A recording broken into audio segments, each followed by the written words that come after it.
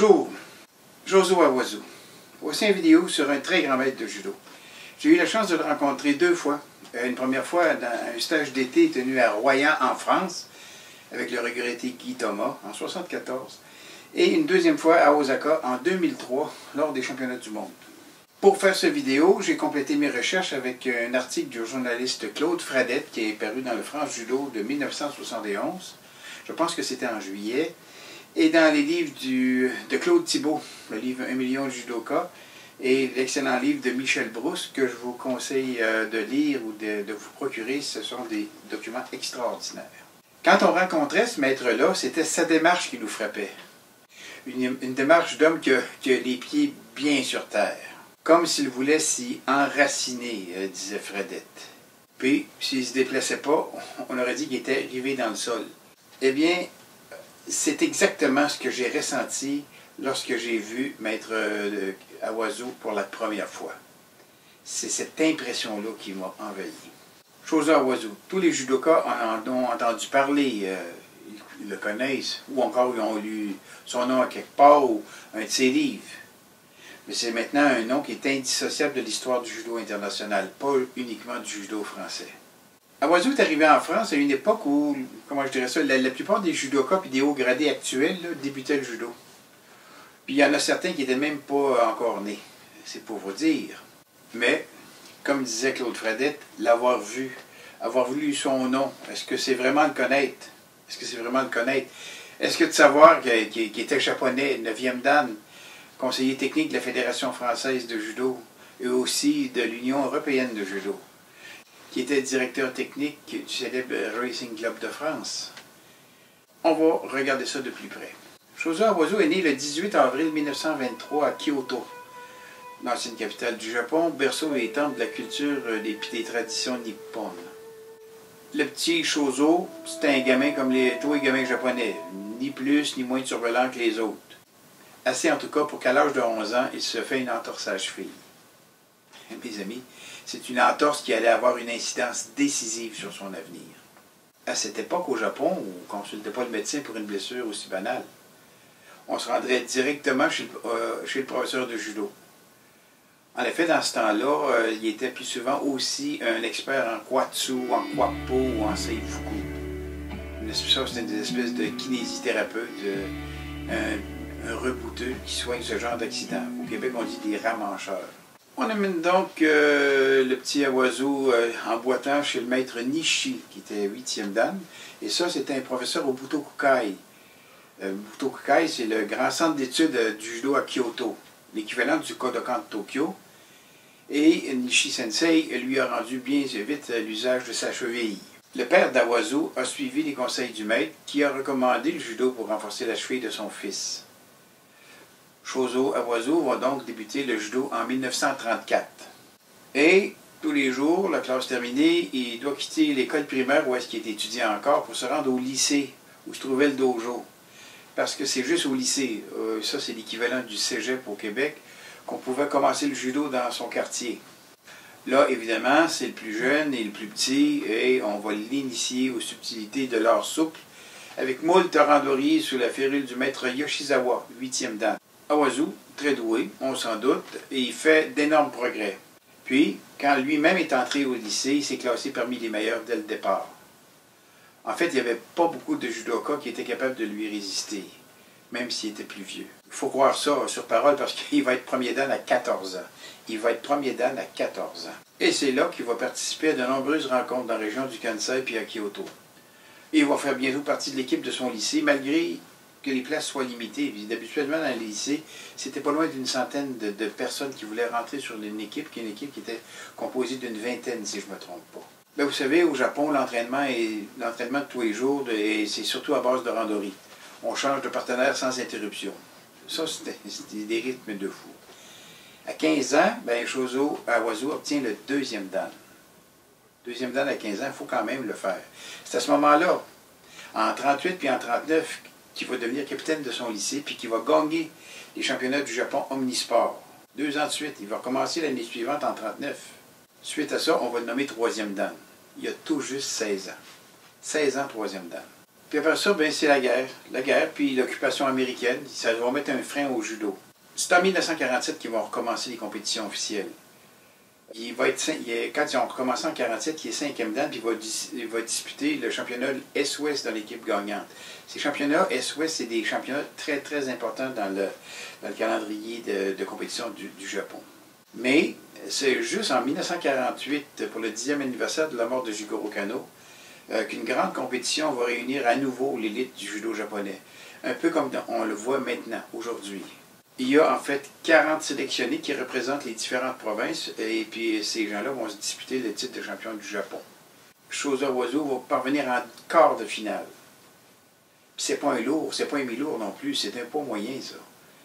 Même petit poids moyen. En octobre 1948, il va participer au championnat du Japon par équipe, puis il va amener son équipe jusqu'en demi-finale. C'est pour ça qu'en 1949, il est classé parmi les 16 meilleurs judokas japonais. Et ses performances dans l'année qui vient de s'écouler vont lui valoir d'être nommé 6e dan. Il y a 26 ans. 26 ans, 6e dan. Puis on ne peut pas dire qu'il a négligé pour autant ses études. On ne peut pas dire ça parce qu'il était entré à 18 ans à l'école des hautes études commerciales de Tokyo et à 21 ans au collège Ritsumeikan, l'école d'études supérieures économiques.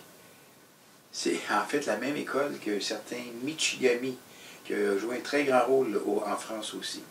L'année suivante, il va dénicher un emploi au ministère des Postes du district de Kyoto. Il aurait pu poursuivre une carrière qui s'annonçait prometteuse de fonctionnaire compétent, consciencieux et sans histoire. Mais un nouveau chapitre allait s'inscrire, comme on dit dans le livre de sa vie. Pendant ce temps-là, le nombre des judokas, des ceintures noires et des compétitions augmente en France. Le maître Kawashi, en fin quarantaine, il ressent le besoin d'avoir de l'aide. Et puis lui, il fallait pour ça, il fallait l'assistance d'un expert solide, un jeune. Ça prenait aussi un compétent exceptionnel. Puis surtout un technicien qui est confirmé, histoire de mettre tout le monde d'accord, comme on dit. Il s'est adressé à un des plus remarquables judokas japonais, son ancien professeur en fait, maître Kurihara, futur 10e dan comme on sait. Kurihara va proposer Shozo Awazu. Awazu va accepter pour un an seulement, parce qu'il vient de se marier. Après bien des difficultés administratives, en effet, on est en 1950, il y a encore l'occupation américaine au Japon, il y a la guerre de Corée qui fait rage. Sortir du Japon, c'était pas une chose aisée, c'était pas une chose facile. D'ailleurs, des relations venaient tout juste de reprendre entre la France et le Japon. C'était seulement le deuxième voyage d'un paquebot vers la France. Awazu va s'embarquer enfin sur le bateau qui s'appelle la Marseillaise. Un voyage épouvantable de 6 semaines, un mois et demi. Awazu l'a fait dans des conditions extrêmement difficiles. Il n'y avait pas de confort, la nourriture était dégueulasse, il était en dernière classe. Mal de mer pendant quasi perpétuel, 24 heures par jour pendant 6 semaines. Il arriva enfin, épuisé, affaibli, le 5 juillet 1950 à Marseille. Mais les judokas de Marseille ne sont pas conscients de ce qu'ils viennent de vivre. Ils pensent juste à la démonstration du lendemain et aux belles compétitions qui s'en viennent en perspective. On prévoyait une brillante soirée, que ce premier gala au Oiseau en France. On n'en doute pas, vous connaissez les Marseillais. Mais après avoir démontré sa méthode de mise en train, qui était assez spéciale pour ceux qui s'en souviennent, ceux qui l'ont vu, il attend impassible ses adversaires. Ceux attendent dans un coin impassible, il y avait une présence, enfin, ça c'est une autre histoire. Au lieu des 10 prévus, ils vont être 14, tous ceinture noire. Awazu est épuisé par le voyage, mais il y a quand même, il en boit 12, en 5 minutes 30, c'est pour vous donner une idée de la solidité. Mais quand même, il va se laisser surprendre par un certain Serge Houdard, qui est la 68e ceinture noire de France, qui va réussir à lui porter Hisaguruma, ce qu'on appelait à l'époque 3e de jambe. Mais la fatigue du voyage va être rapidement effacée. C'est une demi-déception, mais ça va être rapidement oublié. Tout est prêt pour lui, pour le grand gala de Paris, qui lui aura lieu le mardi 21 octobre au Vélodrome d'hiver. Cette journée-là, le judo va déplacer 12 000 amateurs, 12 000 fidèles, 12 000 profanes, des profs. Tout le monde est là. Il y a juste le championnat d'Europe de l'année suivante, en 1951, qui va attirer encore autant de spectateurs, autant de monde. Mais il faut dire que c'était bien préparé. Depuis des jours, les journaux parlent de cette fameuse réunion, de cette fameuse démonstration. Mais je fais une parenthèse, il faut vraiment se rappeler du ton, des actualités qu'on entendait à la radio ou ce qu'on voyait en première partie au cinéma dans les années 50. On entend encore ça de nos jours quand on écoute de vieux documentaires habituels sur la guerre de 39-45. Sans compter qu'il y avait plein de rumeurs, puis des déclarations loufoques du genre nous avons appris que si un des champions français battait à Oiseau, il serait promu immédiatement à un grade supérieur. Rien de moins, mes amis, rien de moins. C'est bien sûr que ce 21 octobre 1950, les dojos de Paris ont fermé leurs portes, puis les professeurs se sont joints aux élèves dans les tribunes puis les gradins pour aller à cette démonstration-là. Ceinture noire, combattant, technicien, ça discute des mouvements qui vont être portés, puis combien de temps un tel ou l'autre tel, parmi les 10 champions sélectionnés par Kawashi, pourra résister face à Oiseau. Là, il va y avoir une première partie à cette démonstration-là. C'est pas du tout comme aujourd'hui. C'est comme un spectacle. Donc, il y a une première partie. Là, on va voir des démonstrations de mouvements.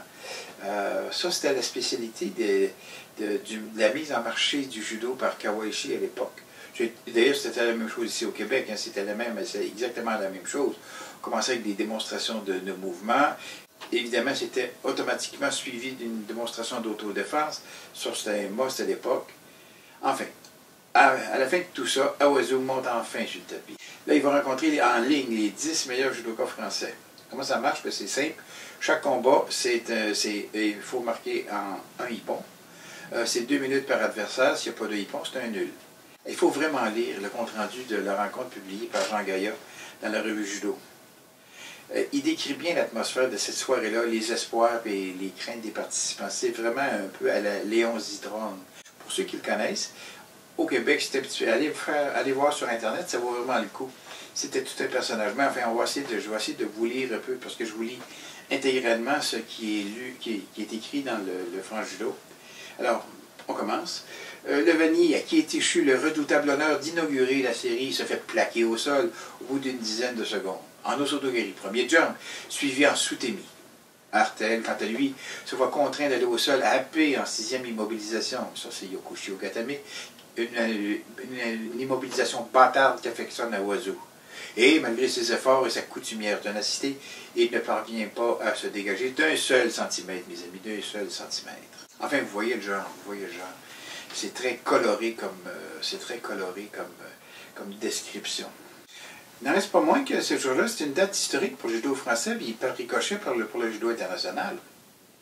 C'était une journée extrêmement marquante, c'est un tournant. Oiseau va accepter de rester encore 1 an, au terme duquel on va le supplier encore de rester. Alors, Oiseau, il s'était marié, on se souvient, il s'était marié. C'est là qu'il est allé, il a fait venir Mme Oiseau en France.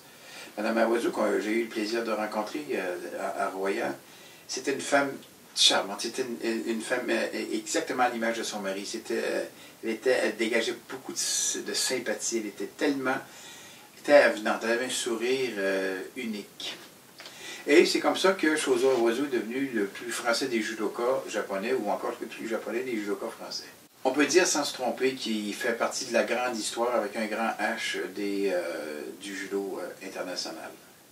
Vous savez, il y a bien des judokas français qui l'ignorent, ça, mais ils lui doivent énormément, vous savez, et ils lui doivent énormément. Quand on y pense, le maître Kawashi a fait découvrir le judo. Ce gars-là, il avait d'extraordinaires qualités d'observateur, d'organisateur. C'était aussi un très grand pédagogue.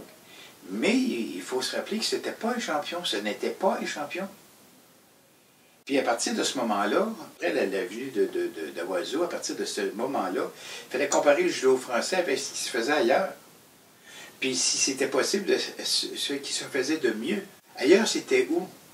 Ben, ailleurs, c'était l'Angleterre, qui avait depuis de nombreuses années Koizumi au Budokai de Londres. Puis aussi, il ne faut pas oublier la Hollande qui devenait très très solide, puis qui allait produire des phénomènes comme Giesing très peu d'années après, très peu d'années après. Quand on a fait venir à Oiseau, il a été cet élément de comparaison et il a ouvert bien des yeux. On dit de lui que c'était un technicien précis, complet. Il est à l'origine d'une méthode claire que tous les professeurs de l'époque ont adoptée. Tous les professeurs de l'époque ont adopté cette méthode au sol. Puis quand dans les dojos, les élèves faisaient Uchimata ou Araigoshi, selon l'enseignement du prof en place, c'est plus souvent qu'autrement Awazu qui a essayé de tenter d'imiter.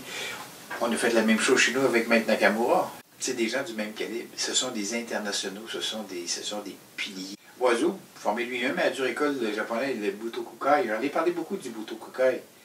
C'est lui qui a fait découvrir aux Français le combat au sol. On sait qu'au début du judo, c'est la même chose ici au Québec. Le travail au sol n'était pas beaucoup pratiqué. Et c'était un domaine où c'était le point faible même des grands champions du Kodokan. Les experts en vieux jujutsu étaient souvent supérieurs en Newaza. C'est une marque de commerce. Surtout quand on pense au Butokukai. Il y a beaucoup de judokas du Butokukai qui sont devenus 10e dan, et c'était des super spécialistes au sol. D'ailleurs, ils font maintenant dans le monde, on fait maintenant du Kosen Judo, qui vient de la région de Kyoto. Kano lui-même, il y avait une relation spéciale avec le Butokukai, mais il était réticent, il a accepté les méthodes du Butokukai jusqu'à peut-être un petit peu à contre-cœur. Pour en venir à Maître Awazu, autant par l'enseignement reçu par ses maîtres que par goût personnel, Awazu, sans se spécialiser exagérément, a toujours été attiré par le judo au sol. Quand il est arrivé en France, il a émerveillé du monde. Le monde est tombé enthousiaste face à ce judo au sol-là qui était supposément tout nouveau, mais qui en fait n'avait rien de nouveau, c'était du judo, hein. Ce phénomène-là, cet engouement-là, c'est exactement ce qu'on vit actuellement, je ne sais pas en Europe, mais en Amérique. Ici en Amérique, puis au Québec, avec le Brazilian Jiu-Jitsu, le Jiu-Jitsu brésilien, qui finalement n'est rien d'autre que du judo au sol, qui a été importé au Brésil par un autre japonais, du Butokukai, qui s'appelle Yukio Maeda. Tout comme Awazu vient du Butokukai, tout comme Michigami vient du Butokukai. Jusque-là, on considérait le Newaza comme une espèce de technique de rattrapage suite à une projection mal réussie. Moi, j'ai eu l'honneur et le plaisir de faire un randonnée au sol avec Maître Awazu. Je me souviens très bien, il me faisait « Ah, venez monsieur, venez, venez ». Fait que j'écoute. J'avais la vingtaine, puis lui la cinquantaine. On est d'ailleurs né le même jour, le 18 avril. Fait que moi, j'étais au summum de ma carrière, si on peut parler comme ça. J'étais vraiment très, très en forme. Et lui, il avait déjà la cinquantaine. Quelle raclée j'ai eue! J'ai eu la raclée de ma vie, mais c'était tellement... Aucun geste inutile, M. Awazu. Aucun geste. On avait l'impression qu'il pesait 3 tonnes. On avait l'impression de se mettre avec des sables mouvants. Fredette nous dit dans son article qu'au sol, il était pleinement heureux. Il suffit de l'entendre rire dans un randonnée au sol. Mais je peux vous dire que quand j'ai fait randonnée avec Maître Awazu, il a ri tout le long. Il a ri tout le long. Il était tellement agréable. C'est bien ce que vous faites.